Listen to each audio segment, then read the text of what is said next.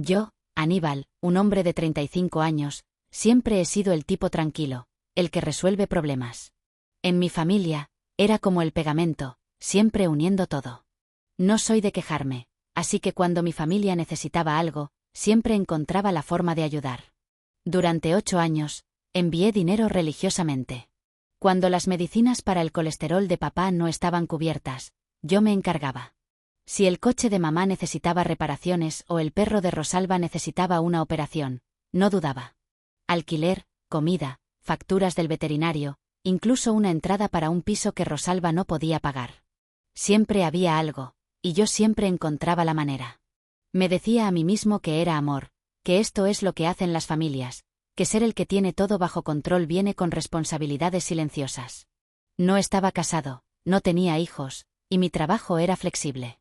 Así que me convertí en el amortiguador, el solucionador, el que intervenía discretamente para que nadie más tuviera que preocuparse. Mamá solía decir, eres el estable. Lo decía como si fuera un cumplido. Pero la forma en que lo decía lo hacía sonar como un mueble, fiable e invisible.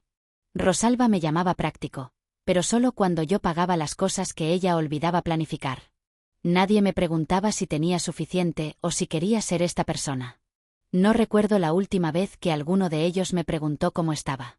La última Navidad, le regalé al hijo de Rosalba un iPad nuevo para la escuela. Ella me abrazó frente a todos y susurró, «Realmente me has salvado este mes». Pero cuando me senté a la mesa, cambió la conversación a lo difícil que era ser madre a tiempo completo y como nadie entendía su presión. Mamá asintió con simpatía, pasando los roles. Me senté allí todavía sosteniendo mi plato como si la comida finalmente me incluyera. Al principio, pensé que solo necesitaba dar más. Que, eventualmente, si seguía apareciendo, notarían no solo lo que daba, sino quién era. Pero cada vez que pensaba que nos estábamos acercando, llegaba la siguiente llamada. Otra emergencia, otra transacción, otro agradecimiento educado con un silencio que seguía demasiado tiempo. La verdad era que no me veían.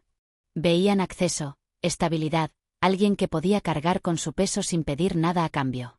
Y así lo hice, hasta la noche en que lo perdí todo. El fuego ni siquiera empezó en mi apartamento. Fue en el de al lado.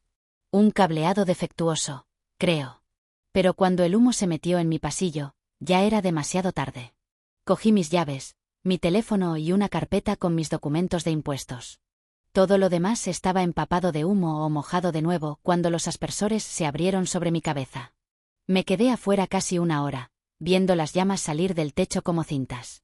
A medianoche, todavía temblaba, no solo por el frío, sino por el zumbido en mi pecho que ninguna cantidad de respiración profunda podía calmar. No sabía a dónde ir. El hotel cerca de la Ruta 5 estaba completo. El motel cerca de la carretera era lo suficientemente sospechoso como para hacerme dudar. Así que conduje. Madrid parecía otro mundo. Céspedes cuidados, entradas de piedra, luces de porche con sensor de movimiento. La lluvia me siguió hasta allí, más fría ahora, cortando de lado a través de mi abrigo. Aparqué al final de la larga entrada con el motor todavía en marcha mientras miraba la cálida luz que brillaba detrás de las ventanas de la sala de estar. Traté de decirme a mí mismo que no estaba invadiendo, que estaba bien preguntar, solo por una noche. Toqué el timbre una vez. Mi madre abrió la puerta con una bata de seda, una de las pálidas que reservaba para estar en casa, y se quedó medio en la sombra con los brazos cruzados. El vestíbulo detrás de ella olía a limpiador de limón y confort. Rosalba se apoyaba en la isla de la cocina con un chal de cachemira, moviendo un vaso de vino como si estuviéramos en un drama de televisión y no en la vida real. Solo necesito unas noches, dije en voz baja. Hasta que resuelva algo. Mamá no parpadeó. Dejó escapar un largo suspiro, agudo y lento. Esto no es un refugio, Aníbal. No eres ningún refugiado. Esperé a que Rosalba interviniera, a que alguien se moviera para hacer espacio, pero ella solo inclinó la cabeza, con su copa de vino todavía en la mano, como si hubiera visto esta escena antes y estuviera esperando a que terminara. Trage saliva. Solo hasta que encuentre otro apartamento. Mamá agitó una mano hacia la oscuridad detrás de mí. Pregunta a una de esas organizaciones benéficas a las que donas, o tal vez a un primo al que le pagaste la matrícula. Su voz era tranquila. Final. No supplique. Solo me di la vuelta y volví a la lluvia.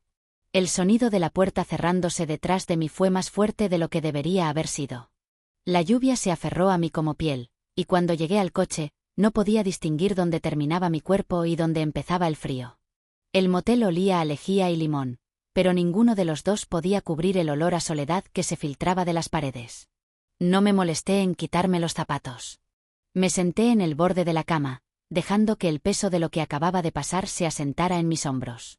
El calentador se encendió con un zumbido reacio.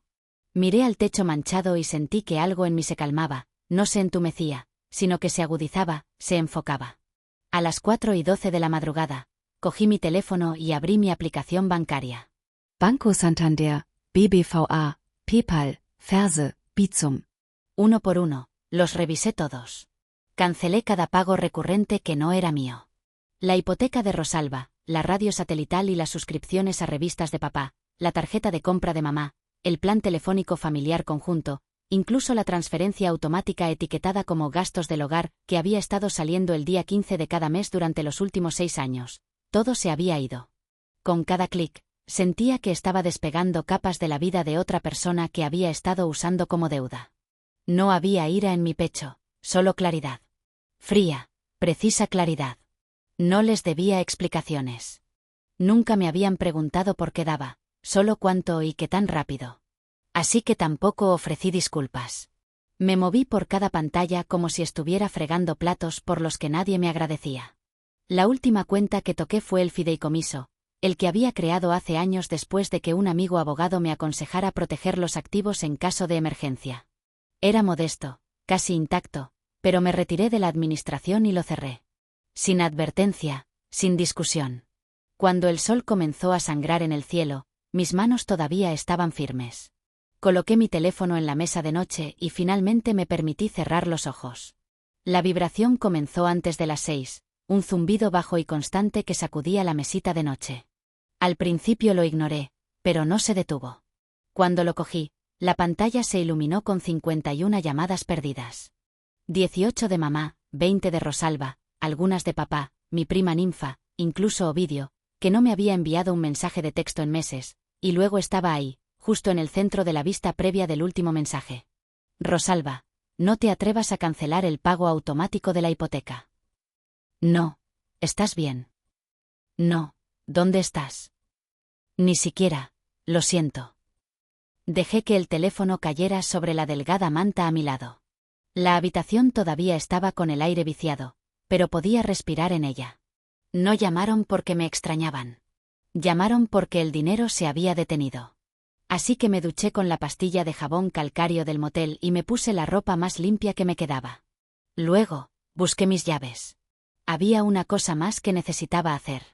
El sobre llegó justo después del mediodía, dejado en la recepción del motel sin un nombre, solo el número de mi habitación escrito en una cursiva inclinada y apresurada. El recepcionista me lo entregó sin levantar la vista.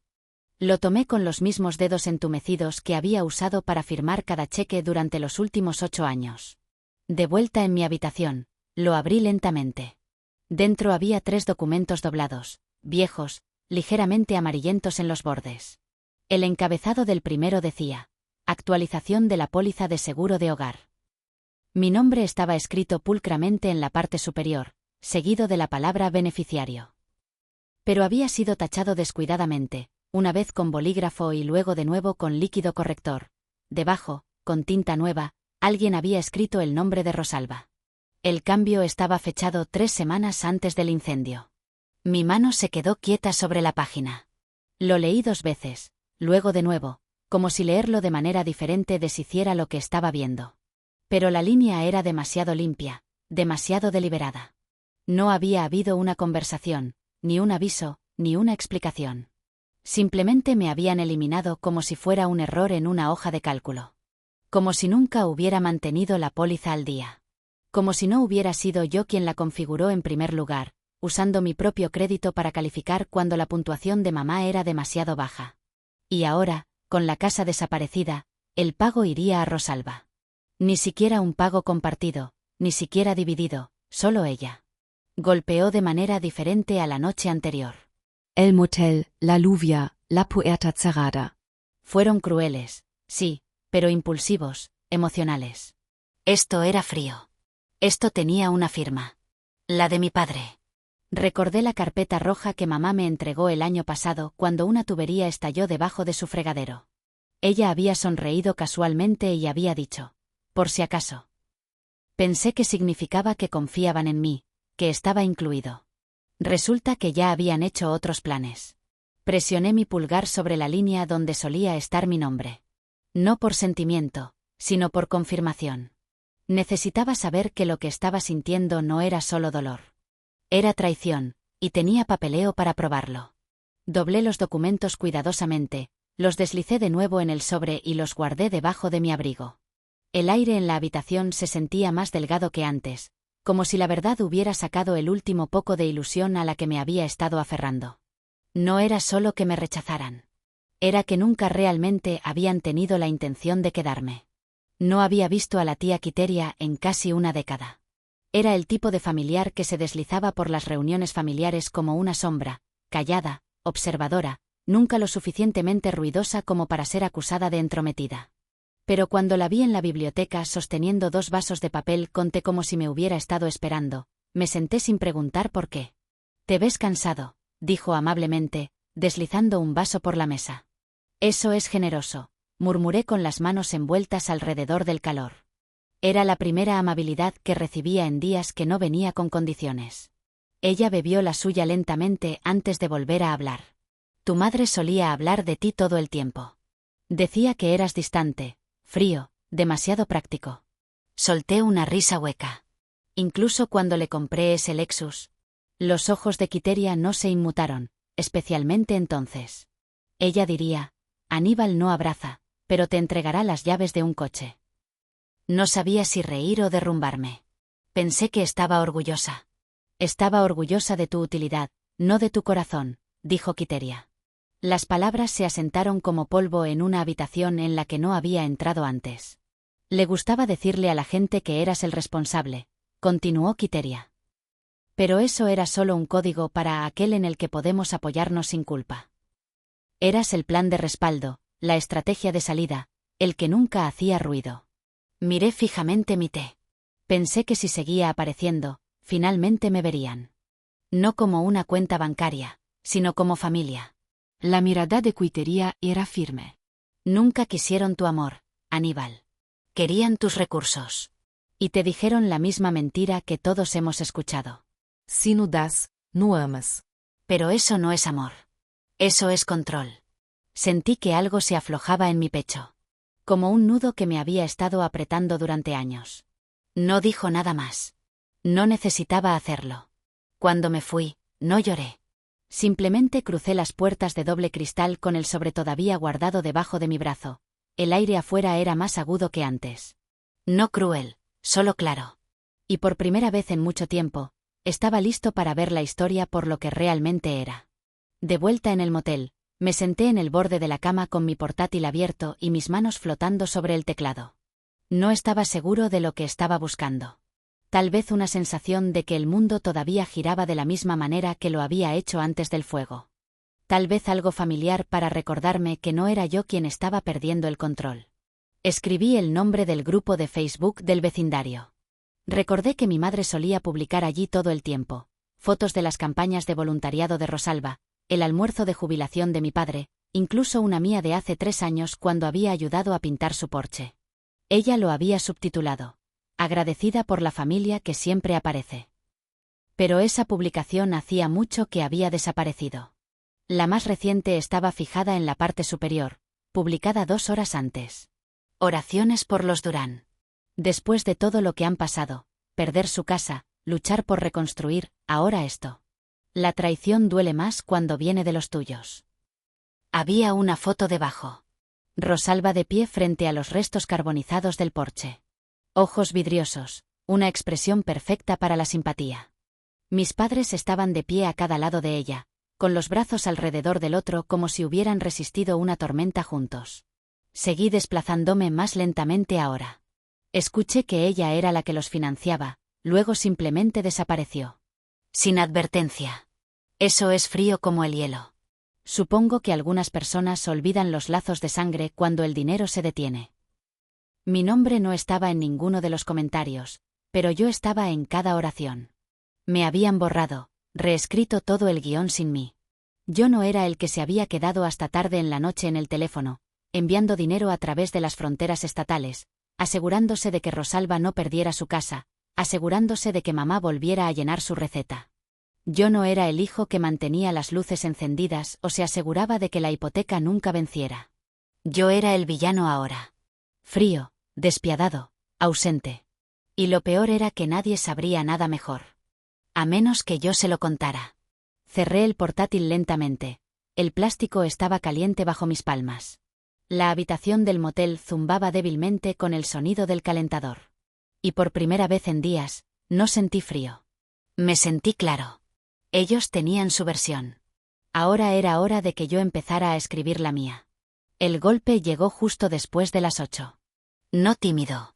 3 golpes firmes, luego 2 más como puntuación. Miré por la mirilla y supe de inmediato. Mi madre estaba parada en el pasillo amarillo del motel, con lluvia ligera, aferrada a su bufanda, con el bolso apretado bajo un brazo como si estuviera sosteniendo algo frágil o lista para lanzarlo. Abrí la puerta, pero no me hice a un lado. De todos modos, ella pasó junto a mí, con los tacones haciendo clic en la alfombra barata como si todavía fuera dueña de cada habitación en la que entraba. Se giró bruscamente para enfrentarme, con los brazos cruzados y la boca apretada. «Has creado un desastre», dijo. Sin saludo, sin preámbulo. «La hipoteca de Rosalba está en el limbo. Tu padre no ha ido a la iglesia desde el incendio, está humillado». No dije nada. Las palabras llenaron el espacio como humo que se arremolinaba alrededor de la verdad que ella no quería nombrar. Su voz se elevó. ¿Entiendes siquiera lo que has hecho? Esto no se trata de dinero, Aníbal. Se trata de cómo nos vemos. Papa D. ¿Eso es lo que te importa? Ella puso los ojos en blanco. La gente habla. Asumen cosas. Assenti lentamente. De Jolos. Ella se estremeció apenas. Respire profundamente, firme. Durante años te di lo que necesitabas. No porque lo pidieras amablemente, sino porque pensé que eventualmente me verías, no por lo que di, sino por quién era. Ella miró hacia otro lado, con la mandíbula apretada. Di un paso adelante, no amenazante, solo honesto. No puedes borrarme y seguir esperando mi silencio, se burló. ¿Y ahora qué? ¿Quieres que supliquemos? No, dije con calma. Quiero que te las arregles como siempre tuve que hacerlo yo, en silencio, sin agradecimiento. Su rostro se retorció. ¿Crees que eres mejor que nosotros? La miré directamente a los ojos. No, simplemente dejé de fingir que era menos. Eso la detuvo. Recogió su bolso lentamente, como un juez recogiendo su túnica. Has cambiado. Finalmente dejé de disculparme por no ser Rosalba. Su mano vaciló en el pomo de la puerta. Por un segundo, pensé que podría decir algo real, algo humano, pero lo que fuera que parpadeó en su expresión desapareció. Se fue sin decir una palabra más. La puerta se cerró de golpe tras ella, y el silencio que siguió no picó. Se asentó. Salido. Final. Me enjuagué la cara en el pequeño lavabo del motel, cogí mi abrigo y salí. La lluvia se había reducido a una llovizna. Caminé sin pensar, con las botas rozando el pavimento hasta que llegué al restaurante al otro lado de la calle. La camarera no hizo preguntas. Simplemente me sirvió café y deslizó un plato de panqueques que no había pedido. Me los comí de todos modos, solo, intacto. Y por primera vez en años, no me sentí vacío. De vuelta en la habitación, abrí mi portátil e hice clic en el archivo que había comenzado la noche anterior. Luego, empecé a escribir línea por línea. Todo lo que había pagado, todo lo que habían tomado. La llamada llegó justo después de que terminara de escribir la última entrada.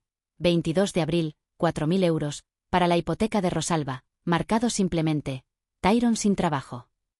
Su nombre iluminó la pantalla de mi teléfono como algo viejo, magullado, familiar, tierno y no del todo curado.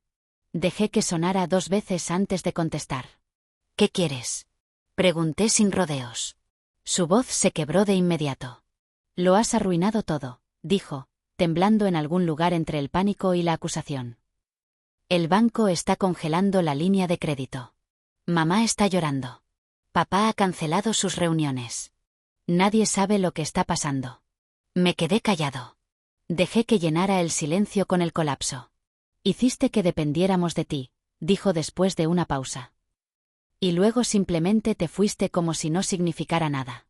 No, respondí con calma pero sin inmutarme. Ustedes eligieron depender de mí.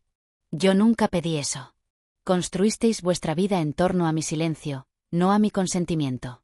Hubo un hipo en su respiración como si las palabras hubieran aterrizado en algún lugar que no esperaba.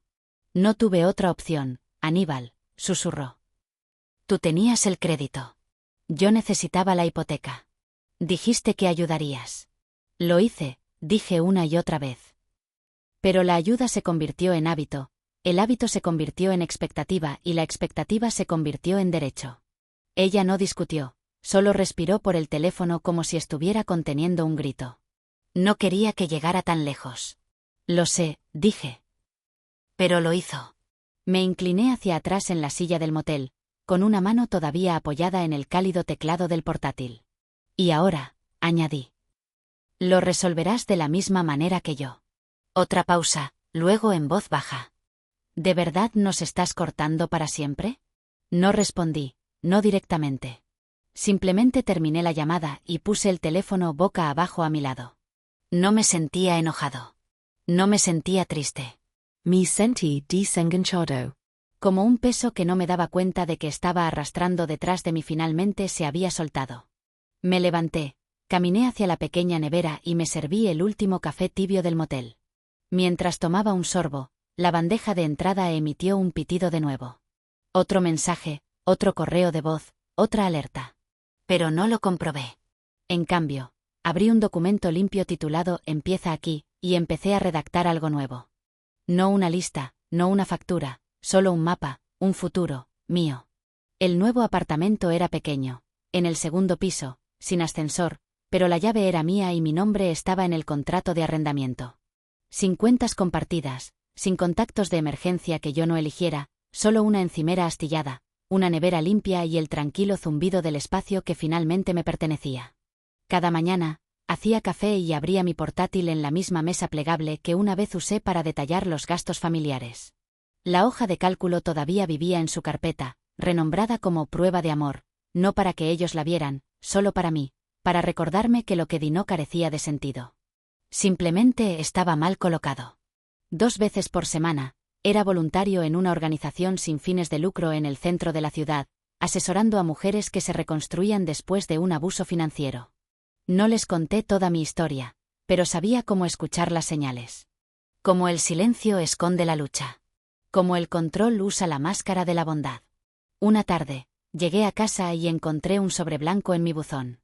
Dentro había una carta de una de las mujeres con las que había trabajado. Ella escribió: gracias a ti, abrí mi propia cuenta. Siento que mi vida finalmente es mía. En la parte inferior, cambiaste la vida de alguien. Gracias. Doblé la carta y la metí en la misma carpeta que la hoja de cálculo, la que lo empezó todo. Esa noche, me quedé junto a la ventana, con un té caliente en la mano, y escuché no una llamada, ni una llamada a la puerta, ni una crisis, sino el silencio que finalmente significaba paz. Y esta vez lo permití.